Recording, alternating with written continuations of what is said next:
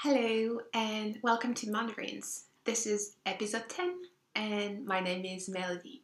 You can find me on Instagram as Mandarines, as Mandarines on Ravelry, and we also have a Ravelry group which is Mandarines. So I hope that you had a beautiful Easter weekend. It's been lovely here. The weather has been gorgeous, which is very different from these past few weeks where we had snow and rain and wind. And yeah, that's the reason why I decided to record in a different location today, in my kitchen, because we had so much sun in the room I usually record in. I think I wouldn't be able to show you anything, so I decided to migrate to my kitchen. So yeah, but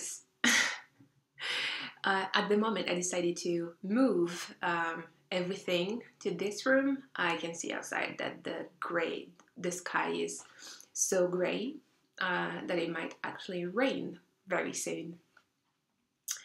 Anyway, we're supposed to have a gorgeous week, which I'm really, really excited about because I don't want to say that the weather affects my mood, but I realize that since I moved to Latvia, the weather has a big influence on my mood, especially in the winter when we have only 4 hours of light.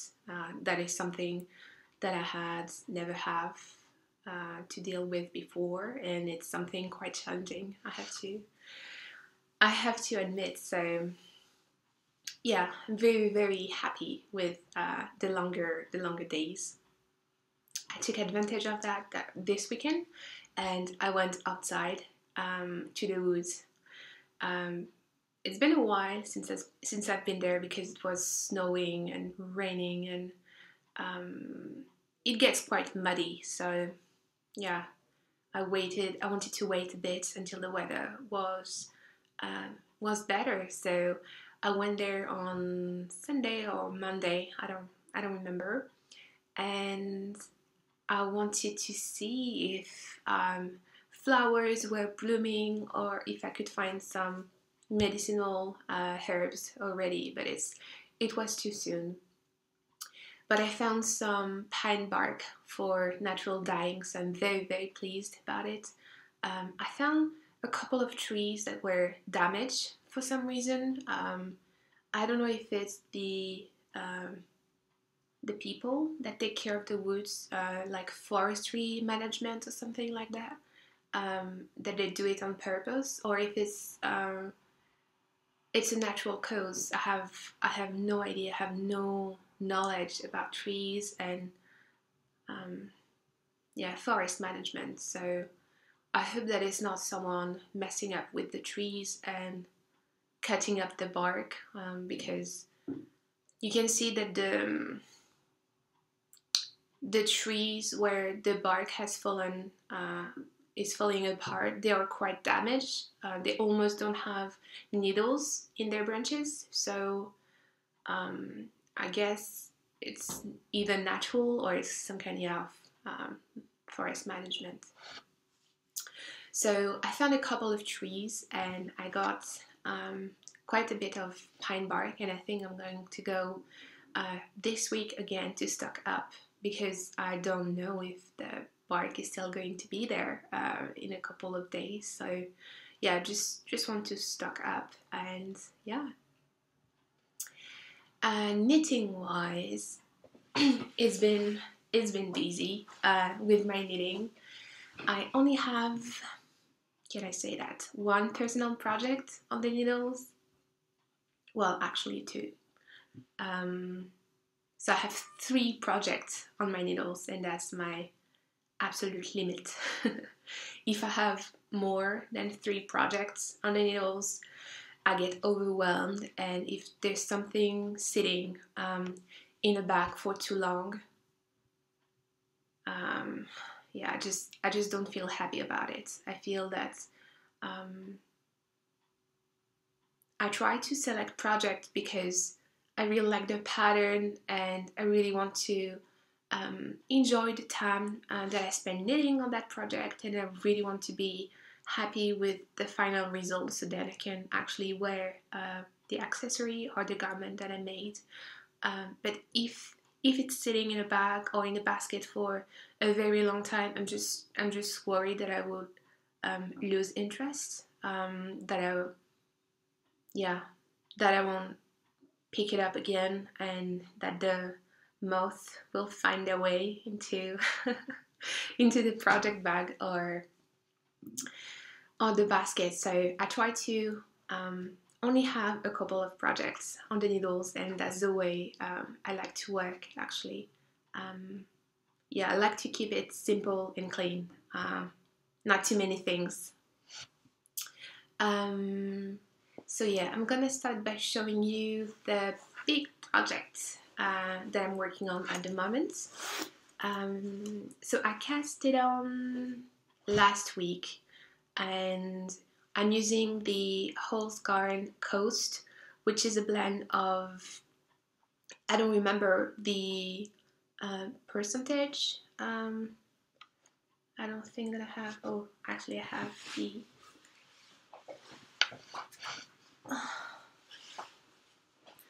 tag. So it's Holzgarn Coast.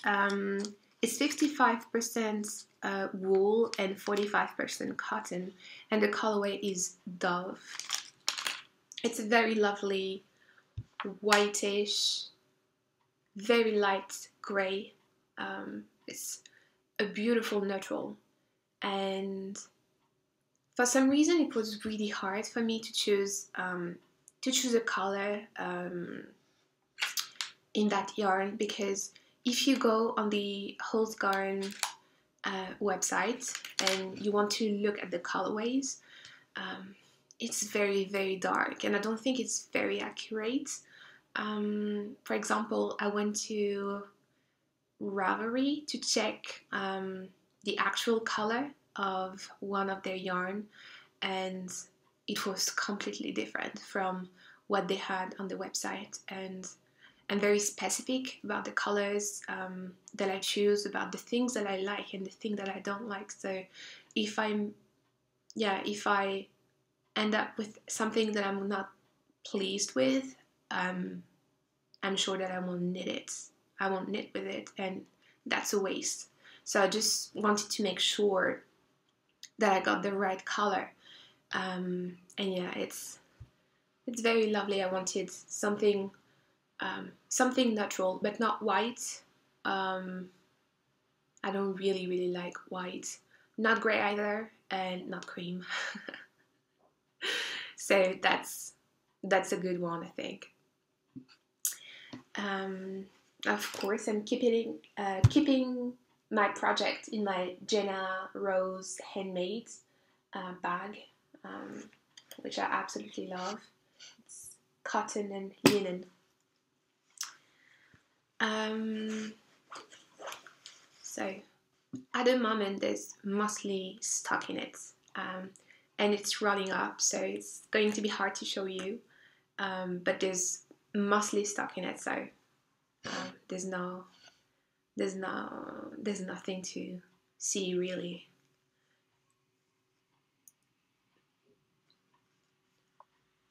I just love the way it knits up. It's quite soft. It's not scratchy or anything, but because there's cotton in the blend, it dries up the yarn a little bit. I don't know if you've knit with 100% cotton yarn before, but it's like it's the same with linen. It's much drier than yarn from animals, if that makes sense. Plant fibers, yeah, I think they're much drier in the hands, if that makes sense. But because it's very well balanced, it's very well blended, the cotton is not taking away too much from the yarn, so I think it's wonderfully blended. And as I said, I love the way it knits up. I think it's going to make a beautiful, yeah, spring or summer evening piece to wear. I just love it.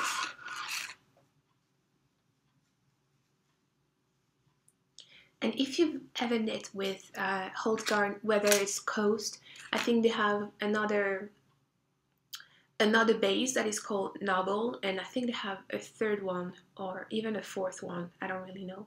If you've ever knit with their yarn, just let me know what you think. What you think of it. If you liked it, which project you knit, um, and if the colors are accurate or not. Um, yeah, just let me know.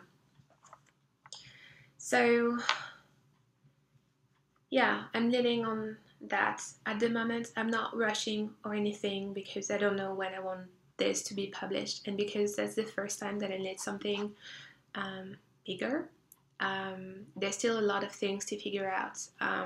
The knitting part is secondary, because there's a lot of research that I have to do. There's a lot of things that I don't know. There's a lot of things that I have to figure out. So the knitting part is only happening after. So yeah, there's a lot of things that I want to try, that I have to test out, see if it's going to work with my number of stitches, things like that. So yeah, quite a lot of work to do.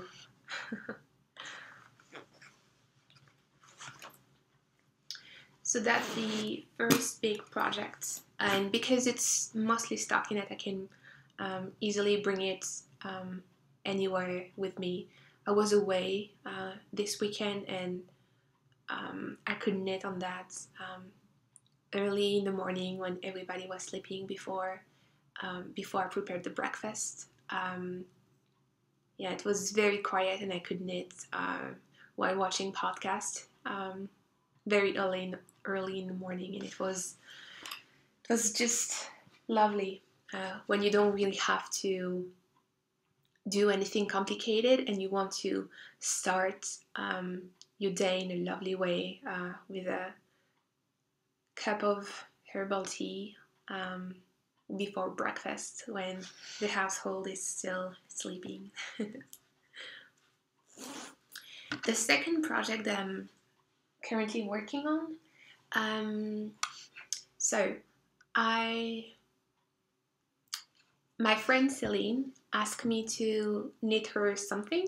So I asked her which pattern she wanted me to knit her, and she selected one of my favorite patterns ever. So I was really, really thrilled to work on that project. That's the third one that I'm making, and I'm sure there will be many more. I asked her which yarn, which colorway she would be interested in, and she told me that she would like to have either a purplish color, or some kind of soft gray or pearl gray. And I knew exactly which yarn I would use for that project and which colorway. So as I mentioned before, something that I absolutely love doing is to go to Ravelry and check out what you have in your stash. Yarn that you, for some reason, that you don't want to use. Maybe the color wasn't right for you, or you have an extra skin, or whatever. So that's what I did. I browsed Ravelry one evening and I found the perfect yarn. And yeah, it's just lovely because, yeah, for some reason, if there's a skin, 2 skins, 3 skins that you know that you're not going to use, and if someone else is actually searching for that specific yarn in that specific color, both parts are happy. in that deal. So in my case, for example, the yarn, so the yarn that I have chose is Malabrigo worsted.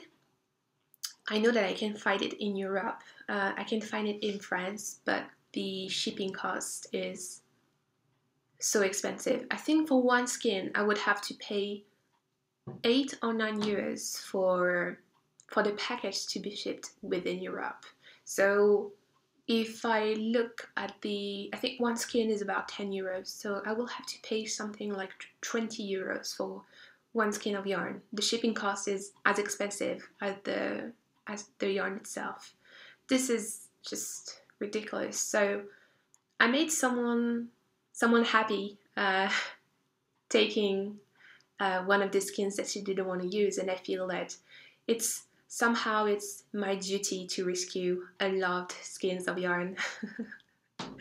And most of the time you can find really, really good deals. The shipping cost is usually less expensive than a yarn shop or a retailer will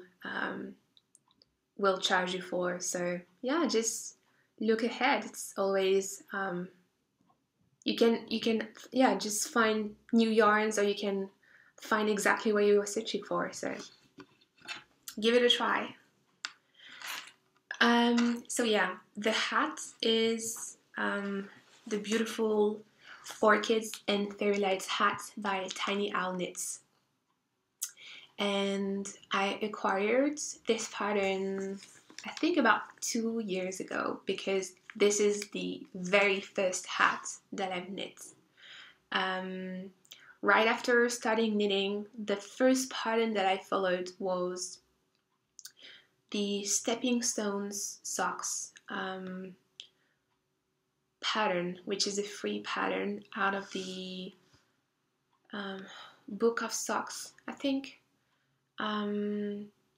And yeah, I remember this sock pattern was really challenging for me because I never followed a pattern before. The pattern was in English and so many techniques to understand, because the only thing that I really needed before was my simple garter stitch scarf. So I had to understand so many things, and in another language, so that was so hard. So then when I had to knit this hat, that was so much easier. It was very easy. I made mistakes, of course, because the pattern is quite intricate. There's a lot of cables and knobs and things like that. But yeah, I was really, really happy with the hat. And 2 years later, I'm still wearing it. There's mistakes in that hat, but it doesn't really bother me. It's another physical memory, as I would say. Last time that I was in France, I just went into my knitted hats and knitted things, and I decided to bring this back to Latvia with me because I don't have a lot of neutrals to wear, and sometimes when I have something, for example, a very red dress, I have a Liberty dress, and the other hats that I have are either pink or mustard or another bright color, so the gray balances out everything. So this is my first hat, the first hat that I've ever knit, and I adore it. I love the yarn, I love the colorway, I love the pattern, I love my mistakes. I noticed the other day that there's I don't know if it's when I joined in the round, or it's when I made the first make one increase. If you don't to do a make one, if you don't twist your stitch, you're gonna create a hole, and that's what I did. You can see right here, this little hole. And it's okay. It doesn't show, it's not like something so obvious, and I didn't close it up properly on top. But I think after 2 years, I wore that so many times under the rain, under thunder, under snow, under many weather conditions. And yes, it's peeling a little bit because Malabrigo Merino worsted is a one ply yarn, so yeah, it's going to peel anyway. But overall, I think it doesn't really matter. I'm sure I could give it a wash, and if I would have the proper tool to remove the little pills, it would be like brand new. So very first hat, Celine, don't look for this one. Look away if you don't want to see your hat. And that's the 2015 one.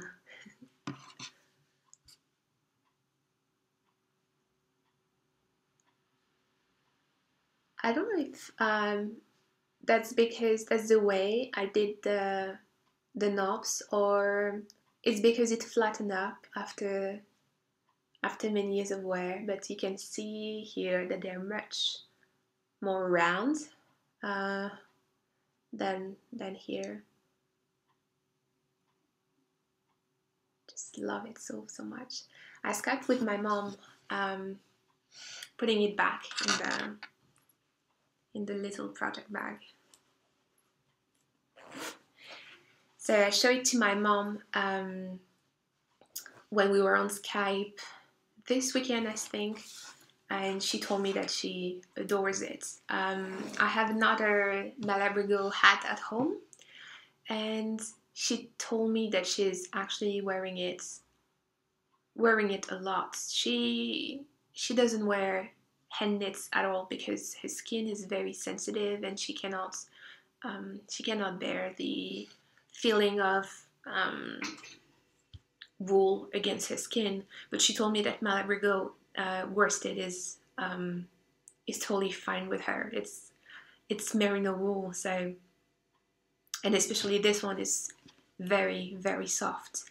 So I'm planning to knit probably another hat for her for Christmas or for her birthday in November.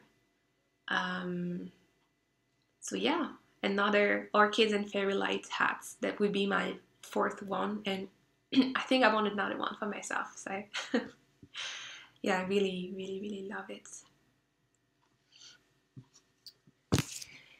And the third project that I'm working on, well, I cannot really say that it's a work in progress. It's more practice in progress, because I know that I'm not going to end up with a finished knit. It's just practicing. So when I came back from my Latvian mitten workshop, I was so interested. I was so thrilled, so inspired. I wanted to knit all of the Latvian mittens. I wanted to knit everything. And so when I came back home that evening, I cast on a pair of mittens. Well, I cast on one mitten at the moment. And so in the workshop, they said that we have to use the pattern, the way the chart is knit. They've used a 1mm needle, and I don't have 1M needle. I only have 2.25, I think. That's the smaller needle that I have. So I couldn't get gauge at all. I couldn't get gauge. Obviously, like the difference between 1mm and 2.25 is huge. So there was no way I could get a gauge. And I remember that the teacher, she said that we could actually crop the chart, so remove stitches on the side of the chart and try to follow the spine and make it work that way. But that's what I did. But I really like the look of the full chart. I think if you crop the chart, it's not. I don't know. I don't really like that. But that's what I did for practicing my Latvian mittens technique. And I must say it's quite challenging in many different ways for many different reasons. The first reason is that I'm not used to knit on such small needles, and it's only 2.25. If you can see this one, normally the needles are supposed to be straight, but apparently the way I knit must be totally wrong, because if you can see, the end of my needle is bended. It's not straight anymore, so I cannot imagine having a 1mm needle between my hands. I think I'm gonna break them all. So yeah, it's a bit bended. And one other reason why it's so challenging, so I've only knit two Fair Isle projects before. I knit the Shrook hats for the Shetland Wool Week 2014, and I knit the Strucker sweater by Isolde Teague. And that was very enjoyable. I didn't find it challenging at all because I was able to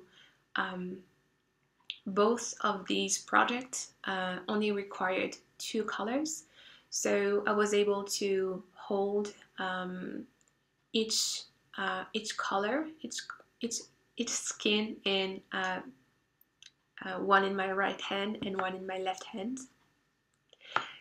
So I was knitting both in continental and in English, so it was totally fine. But for this pattern, you actually have to use 3 colors. And I have no idea how to do that. As I said, as I told my friend Mel, I told her that I was born with 2 hands, so I don't know how to do that at all. No, yeah, I just don't know. I can manage to have 2 colors without any difficulties, but 3 colors? No way. So I have to search online, see tutorials how to knit Scandinavian, how to knit with more than 2 colors, and if I could improve my my knitting in one way or another. And the fact that it's knit on such a small gauge, this is tough. So I'm gonna try to show you what I've done so far. It's not brilliant. It's not brilliant at all. That's what I have. I really love the colors together. I really love it. And I think that would make such a beautiful pair of mittens. Yeah, I just love this color combo, and I can imagine my little hands wearing 2 gorgeous pair of mittens, but that's not gonna happen before a very long time. Because this is, as I said, that's a sampler, just to practice my stitches, and I think it's already too small, so yeah, it's difficult. But I want to learn, and I think that if it would be too easy, maybe I will just I will just say, oh, that's so simple. There's no challenge. But when it's something really hard, well, you really want to learn. You really want to master it, and then you want to feel proud about knowing something that is a bit more complicated and that you took the time um, to learn new techniques, um, to learn to do that. And someone in one of the Mandarine's threads on Ravelry said that it was already hard for her to knit Latvian mittens because she was knitting during the winter, and she said that it was really hard to knit because of the needles that are so small, and in the winter you don't have that much light. So just imagine people like 1 or 2 centuries ago, when they were living in wooden houses and they only had candle lights in the winter, um, and they most probably had cold hands, and they were still knitting on tiny needles, and they managed to create such beautiful pieces. So yeah, we have all of the comfort of the 21st century, but still difficult. um, yeah.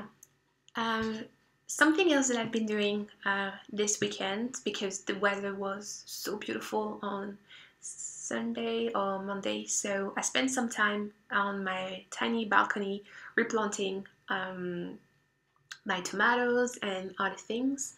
Um, I'm not sure it went so well. They look a bit my plants, that they look a little bit sad at the moment. So I hope that I didn't damage any roots or something like that. So I'm not going to show you the plants this week. But if they survive next week or the week after, I will most definitely have some garden notes.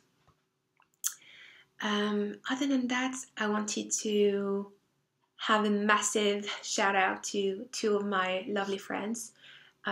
Celine, that I mentioned at the beginning of the podcast, started her own podcast, I think last week. Her podcast is in French, but you should definitely check it out. If you don't speak French, maybe you can manage to put subtitles on YouTube. I don't know if it's possible for every video, but you should definitely check her out. Or if you speak French, just go for it. Or if you want to practice your French, just go and give it a try. She speaks very slowly, so yeah, it's very calming. And the second shout out is for my friend Lizzle, whose book I love you on Instagram and on Ravelry, and she started her own podcast as well. She doesn't only talk about knitting, but she talks about the things that are happening on her farm, whether it's gardening or plant dyeing or